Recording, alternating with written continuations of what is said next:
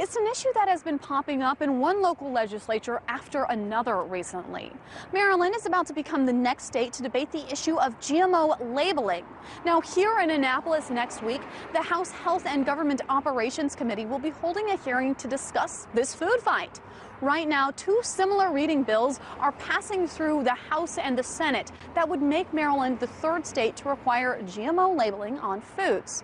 Anti-labeling advocates say that the debate is more about the stigma associated with GMOs than the issue of labeling itself. They believe that when people see those words on the back of a package, they will be more likely to look for an alternative, despite the fact that scientists say that these foods are virtually the same. Now, those same advocates point to simple population numbers as the reason why GMO foods are necessary. The world's population is expected to double by 2050, according to scientists. So the question becomes how to feed more people using less land. Anti-labeling advocates say GMOs are the only way to be able to answer those questions. They also contend that GMOs are more environmentally friendly because they need less fertilizer, pesticide, and herbicide. Now, on the other end of the spectrum, people who support GMO labeling say consumers should have the choice.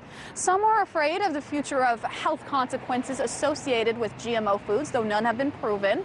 But most say that at the very least, consumers should be able to know exactly what is in their foods so that they can make the decision for themselves.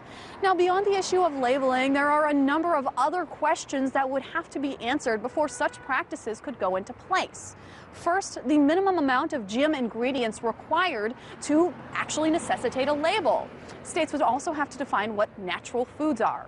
And then there are the questions of regulation and how to deal with other foods coming in from outside of the state. Now, the Maryland House bill requires retail foods to have a label if they contain 0.9% GM ingredients or above.